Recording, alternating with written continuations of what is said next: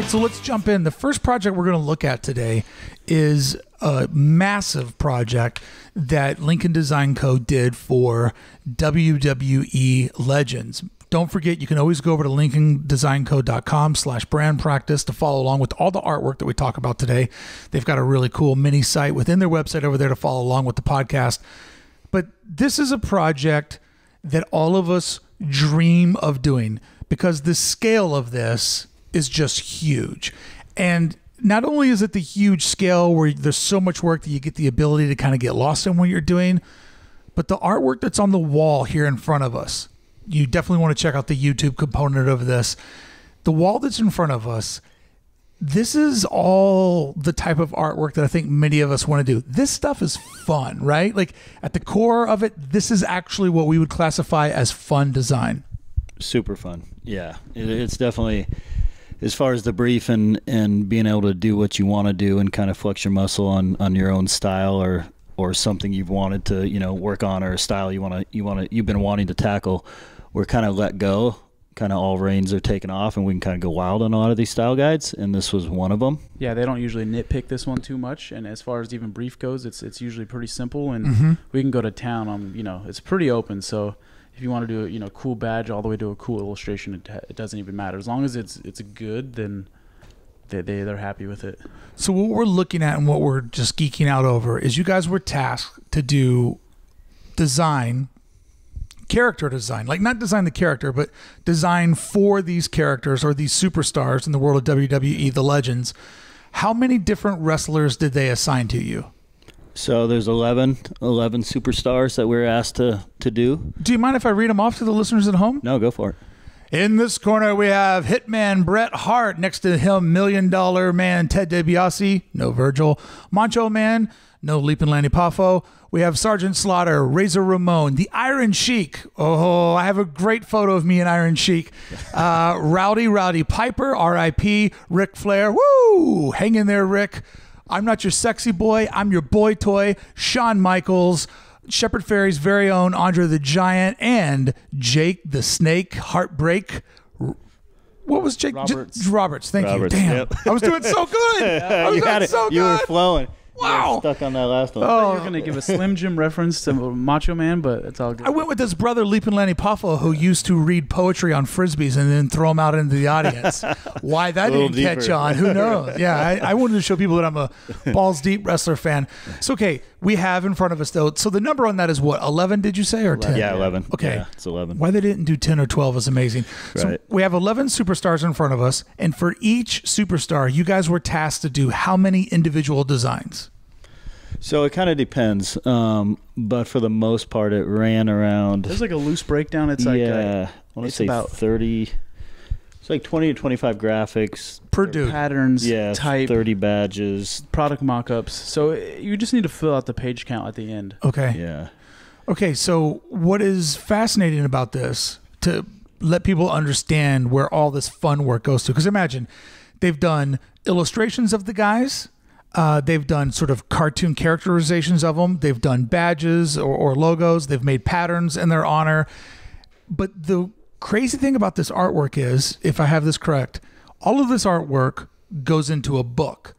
And then the book goes to the licensing show and becomes sort of a master guide that if I'm a guy that makes hot air or helium balloons at a party shop and I want to get in the WWE business, these are designs that I can license out and work with? Exactly. Yeah, exactly. And use from and to build new art. Like this is a template and guide. You can take this type and mash it up. A stepping stone. Definitely. These are initial 30 designs for them to use, and then they're going to turn this into maybe 100 more designs if it's really working. Yeah. So everything can be pulled apart. Everything has to be layered, editable. Yeah. Just a ton of assets, basically. Yeah. God, it is such a fun project. And it's crazy to think that you guys are, the above level of licensing, right? Like this is in WWE's mind, when everything goes right, this is what the brand looks like. Yeah. And you all know when you hand a redneck in Kentucky over an eagle that says AID, God bless him. What's he going to do with it on his own? Like later on today, we're going to look at a Hammer Time logo. once the VG guys get on it, I mean, I'm going to send you guys back probably like a hockey bag and pucks. Like there's no telling where it goes once it goes wild. But at this level, this is when the brand gets to control the brand. And I think being brought in at that level, that's a huge honor for what is a global entertainment brand. Yeah, definitely. I mean, we're super stoked to get the call and start working on this. We've done a ton of guides for specific superstars. But to be able to work on the OG guide for the Legends was a big deal. Doing stuff with them for years, so to get to do some characters that I grew up with personally, it's just it's easier, you know. I mean, what are some of the other guys? Enzo and Big Cass or something. Some guys that I don't really know about, but these guys, you know, I'm familiar with Randy Savage, Andre the Giant, etc. So it just kind of brought it back to home a little bit. Okay, so now that we've gushed over how fun the artwork is and its usage out into the real world as being sort of a licensing guide, let's talk about how you actually pull off this scale of work. Because if we have 11 guys, 30-something graphics, we're looking at over 350, 330, like give or take monkey math, pieces of artwork we did.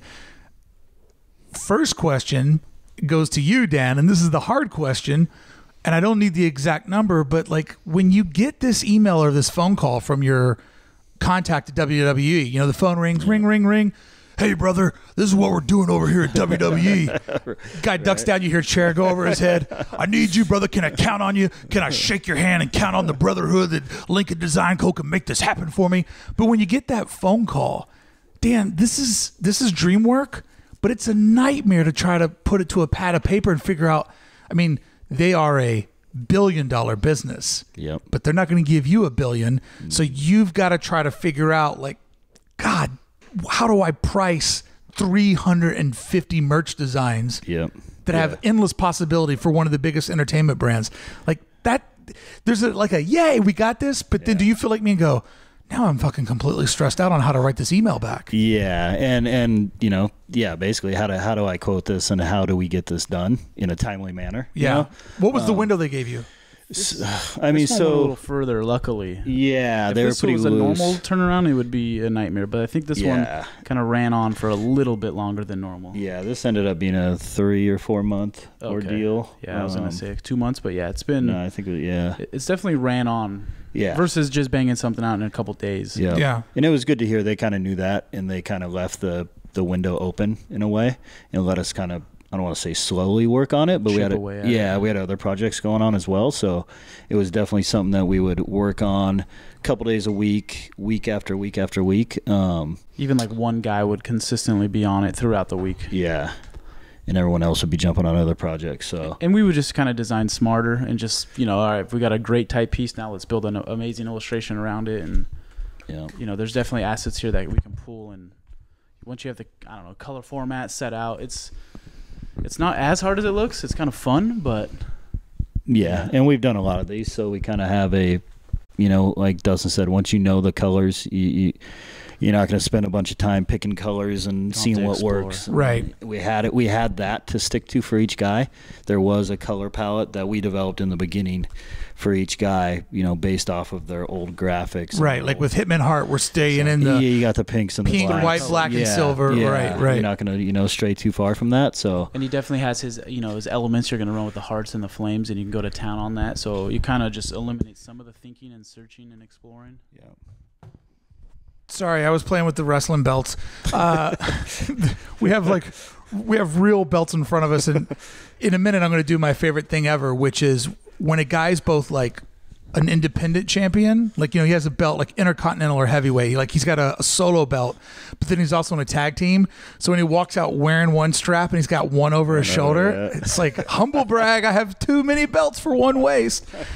Okay, so that's how you guys kind of start to break it apart. But Dan, like when it comes to pricing on something like this, do you try to figure out, like, can you do one and multiply it times 300 and then figure out a discount down from there? Like, how do you kind of work your brain around something so big? No, not really. I mean, like I said, we've done a ton of guides for them in the past. They're probably usually about, I would say 30% of this guide, 30, 40% of this guide usually. Those guides are still like 100, 140 pages when they're done. Yeah. this one ended up being like 280 or close to 300 Wow. pages. So it was I kind of broke it down from what we usually charge them, obviously added to that price. And There's already a point of reference. yeah, because that's good. Yeah, because if you get this cold call, you're like, this is insane. Yeah, this is heavy. Yeah, this is insane. I mean, luckily Dan, knows the dude pretty well. And has worked with him for how 5+ years, how long, 10 years. I have no idea. Well, it's been probably 7 or 8 years, so we have a good relationship going. And a project like this, you get through a relationship. Like I doubt that a company, it would take a lot of balls to just cold call a shop and be like, we want to give you all this work. Right, for sure. They had a real idea that you guys are clutch. You've done good work for them before. You've met your timelines. Yep. You've made a look that their fans can identify with. So then it just expands out. So I like the idea of like, okay, this is 3 or 4 times bigger than what we've done in the past. Let me mess around with the numbers. Yeah. Because I've seen a lot of people where they pull out their calculator and they go, okay, if I normally charge $500 a t-shirt design, and now I've got 350 in front of me, right? And they hit I'm going to make all this money. It's like, they're going to probably be looking at a price break in there, Junior. Yeah, exactly. Yeah. That's the Walmart pricing right there. Yeah. So definitely, it wasn't as easy as just multiplying. Right. Oh, if life only worked that way. Yeah, that would have been nice. Okay, so when you get started on this, how is the internal approval workflow? Like, did everybody, all 7 of you, work on this? Yep. Yeah, everybody kicks in. Definitely. And that's where you end up with the wide variety of styles and looks, Yeah, but it all matches, though. That's the great thing. There's 7 hands that touch this. Yep. And there's variety in there. Not to cut you off, there's variety in there. But you can still tell that the same shop did it and approved it all, which is what I love about Lincoln. Yeah. No, for sure. Yeah, it's definitely something that, everybody jumps in on. We couldn't do it without the whole crew. I mean, it's a big project, and it's a ton of graphics, so everyone puts their hand in and goes at it, and everyone does kind of what they're good at. They stick to what they're good at. We have Brandon and Damaso concentrating 100% on illustration. Davey's throwing in some illustration with some graphics and badges. Jordan's like the pattern master, so he's is doing 90% of the pattern work on it. So everyone kind of knows their lane and their goals, and what they're good at, and everyone kind of jumps in on those pieces. If there's 30 per guy, how many do you think are outside the artboard? Like, how many did you not show them, or how many does it take to get to 30? I mean, there's definitely variations. It's probably that one, but there's probably some variations of it, but it's just that one. Definitely. Okay. There's no true exploration on this. And it kind of, you're just going to draw Razor Ramon's face, body, torso, bust. There really isn't too much, exploring on that nature goes. So Brandon can grab a face of Ric Flair and to just really go to town on detailing that out. And, Jordan will do a cool lockup around it. And so then once we get past all of this amazing artwork, then it gets put into this book. That's a whole other project, right? Like, you guys actually lay it out? Yeah. So we do the layout of the full guide, which it ended up being 280 pages. So you got to start with basically InDesign file, start with the cover, table of contents, and then start building out basically 11 sections. And throughout those sections, it starts with kind of a title page, and then it goes into a breakdown of the superstar, his background history, his color palette, what he weighs, championships. That title page is definitely a time taker to get all that done, color palette and all the info. Can I see a title page? It's going to be the first page of every. Got it. Okay. That's like the time taker, and from there, it looks like a DVD menu. Yeah. The rest of it's a little just more populating. I mean, we did do a bunch of product mock-ups that are going to be laid out in the file as well. Yeah. But that's a little bit more of just populating it versus those other pages. You got to fully design those. Yeah. Where am I going to fit? Oh, he is 5 championships. The other guy's no championships. How is this going to lay out? Wow. What a just huge undertaking this project is. Dan, when you work on something this big, do you just do deposit and payment at the end? Or do you break the payment up into portions? No, it's portions. It's half up front and half at the end. Half up front, half at the end? Yeah. Yeah, because, I mean, I'm looking at this as a business owner thinking, my God, the cash flow. Yeah. While you're working on this, when you got 7 guys. Yeah. I mean, obviously you have other projects coming and going, and you have other money coming and going, but what just like a massive amount of dedicated work to do. Wow. For sure. Yeah, so that's one of those things where you have to have the other projects to support the time in between, you know, with this. When we're not, I mean, we're not going to stop everything, jump on this for a month straight, you know. So it was. That'd be crazy. Yeah, it'd be pretty heavy. And it's one of those things where we'd get burnt out too if we did try and do it like that, you know. So it's cool because we slowly work on it, a couple days a week. You know, the guys jump on other projects, and then by the following week you're like, fuck, I want to get back on the WWE thing, finish those pieces I started. It almost makes for better art because it's just kind of in the back of your head, so you're like at the bar 100%, and you see a little dollar sign icon somewhere and you're like, oh wow, Ted DiBiase, that's a great flip I could use, or an inspirational piece here or there. So I think that taking a break is really important in all aspects of creativity, because I know with design you could just hit a mental block where you're like, all right, for the last 30 minutes, I haven't really accomplished anything. Yeah. Just because I told myself I was going to work till midnight doesn't mean I have to sit in this chair till midnight, right? Like you could just get up because you know you hit the end.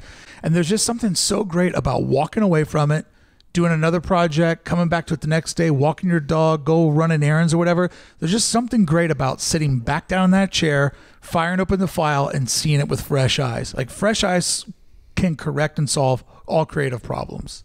Yep, for sure. Yeah, and a lot of projects we don't get that opportunity, you know, to because they're just run and gun it. Yeah, a lot of it's, you know, start, go, you know, get that shit done, turn it over. So these bigger projects like this are fun because you get to kind of fully marinate. Slow roll it, and it's good. I always think about this too. You know, when you start a business, the big hope is that if you do one project really, really well, it'll go out into the world and bring 2 or 3 back. Yep. And if that math works out for you, then the next thing you know, you've got more work you can handle, and that means you're growing. That means you have leverage in negotiating. This is so much work, so much quality work, that a year from now, there's no telling what this could recruit back for you. You know, even if it's just internally with WWE, because people maybe don't know how to connect this to you, or when this goes up on your website, like, it is impressive that you guys can do this. Like, in my mind, I could see someone else like NFL being, hey, we want you guys to do, you know, exploratory looks at 12 of our teams. You know, I mean, this is to have this type of talent in your shop and not have to outsource other illustrators, not have to outsource like a typographer. Like the fact that you guys have built your business to handle this type of work and this volume of work, I don't even know if you guys realize how impressive this is. Yeah, probably not. Thanks. Thanks. Yeah, I was gonna say the cool part is like one of these pieces could live on forever. I'm looking at a specific Razor Ramon piece that looks very character-like. The black and white one straight ahead of me? Yep, you see that one right there? Just his head. Oh no, there's one that's full color with an arc. You see, I don't know, he's got the grease little thing in the front, but that piece, we'll put it on the website at the top, but just something like that can get us 10 other illustrations in that style alone. Yeah.